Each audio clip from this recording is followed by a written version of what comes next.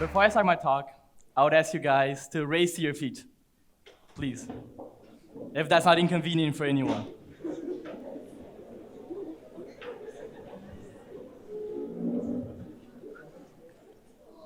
I want you to clap your hands once, and now sit down again. Thank you. And now before I start my real talk, I would like to ask you guys a couple of questions. And if your answer is yes, you can raise your hand, like this. And if your answer is no, you keep your hands to yourself. Has it ever happened to you that a friend of yours, that you lost contact with them just because he or she decided to distance themselves? Very sad, yes, but it happens. Or has it ever happened to you that you were sad, upset, and even depressed just because the day wasn't sunny and it wasn't a blue sky with no clouds? And finally, have you ever been so mad at someone to the point where your brain veins start to pop out and your fingers start to curl just because he or she did something stupid?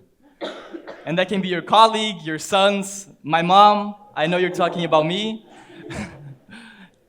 Well, as unfortunate and irritating the situations can be, the Stoics tell us to chill out, to relax, because it isn't our fault that those things happen.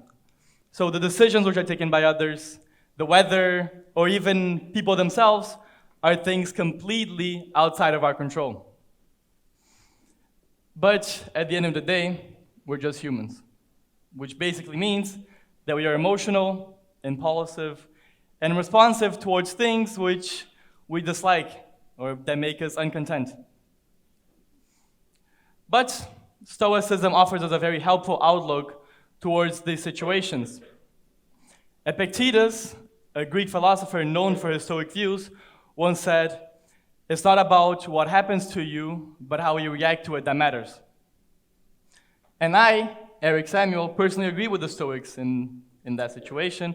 And when I come across challenges, changes, misfortunes, irritating situations, my mom, I have a coping mechanism, which I call the RAR, which basically stands for reject, adapt, and reflect. And the first stage, the rejection phase, basically consists of me disliking, rejecting, rubbing it off, appalling, and avoiding the trouble or the change or the issue. And during my adaptation phase, I give myself some time to get used to the issue. Even though I don't like it, it might be the worst thing in my life, I have to get used to it because life is life. I don't have a choice. And once it becomes indifferent to me, once I learn how to tolerate it, or even start to like it, I'll look back and realize what has essentially changed. I'll reflect. I'll see the pros and the cons, the bad and the good, and whatnot. And to exemplify this, I'm going to use my parents' divorce. Sorry, Mom, but it's... So, as a kid, I always thought that my parents were just like my friends' parents. We lived in the same house, we ate from the same food, and we slept under the same roof. And even though they only announced their divorce to me when I was 9, they had been living separate lives for much, much longer than that. They had different habits, different routines, and they even slept in different rooms because my dad was, and still is, a loud snorer. As I said, they announced their divorce to me when I was 9, and I still remember the specific night in which they told me about it. They took me out to my favorite restaurant, and my sister was there, which was an unusual event because she was used to travel around the world with her husband, but she was there, so I was really happy before the dinner. We sat down, we ordered the food, and in between the time of the food getting there and us ordering it, they told me, well, we're separating. And the only things that I remember from that night is me crying at the table and my sister picking me up from the toilet because I was crying in the bathroom as well. But my first reaction wasn't to reject it because I didn't really understand what it meant to have divorced parents, as none of my friends or the people close to me had divorced parents. So it was hard for me to talk about it or to even relate to anyone because I thought nobody would understand me. So I started to reject it once I understood what it meant to have divorced parents. it essentially meant that my parents weren't like other parents. And it did make me sad, anxious, and angry because I couldn't do anything, and I started asking myself unanswerable questions, such as, why did this happen to me? Or what did I do to make this happen? Whose house am I going to stay in during the weekend? Or why aren't they like other parents? And it took me years to adapt to it. And I never liked it at first. Because, well, I don't think anyone would like it. But my perspective to it changed. And it's something that I learned from the divorce, is that it changed in a way that it's unreversible now. It's once I realized that both of my parents were happier that way.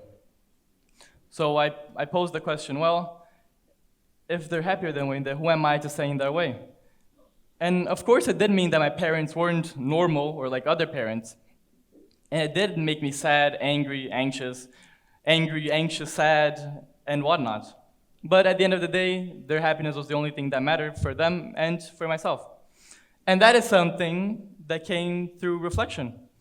And for me, it is still an ongoing process, as I still tend to look back to it, reflect, and look at actions from my dad and my mom, and see, well, what did she do wrong, what did he do wrong? And some of the valuable lessons that a divorce taught me is that not every situation has a guilty person. It's more a game of perspectives, reasons, that come down to decisions. Or that I can't control everything in my life, especially the decisions made by others. And as a last lesson that I learned from the divorce, which was the most valuable to me, is that it was good, as a matter of fact. It was good for me, it was good for my mom, and it was good for my dad. So lucky enough, even though the separation was a tough process, both of my parents stayed mature throughout it. They remained friends, and they still are friends, and they always stayed respectful to each other in front of me. And they answered every single question that I had about the divorce and that I still have about the divorce. So it is thanks to that maturity and that friendship that I was able to swallow this pill in a lighter way. So as a tip for the parents with children who struggle with divorce, I recommend you leave the arguments, discussions, paperwork, and all of that for a private moment, because it doesn't interest us. Because we only care about your well-being and your getting along. So remind yourselves that you're the parents of the same child, and you both, hopefully, want the best for them, and for them to learn and grow through this process. So after expressing my dislike, my hate, my laziness towards a change, I will give myself some time to adapt to it. And once I start to tolerate it, to coexist with it, or even like it, I'll look back and reflect on it. I will try to learn from it. But I know that not every change is going to be beneficial, and that not every change is going to make you happy at first. But I am 100% sure that you can learn from everything, and from every change, and every challenge, and every misfortune. So instead of disregarding, rubbing it off at the first sight, give yourself a chance to learn, or to see what you like and what you don't like. So let changes change you, and change the way you look at changes. Thank you very much, ESRM.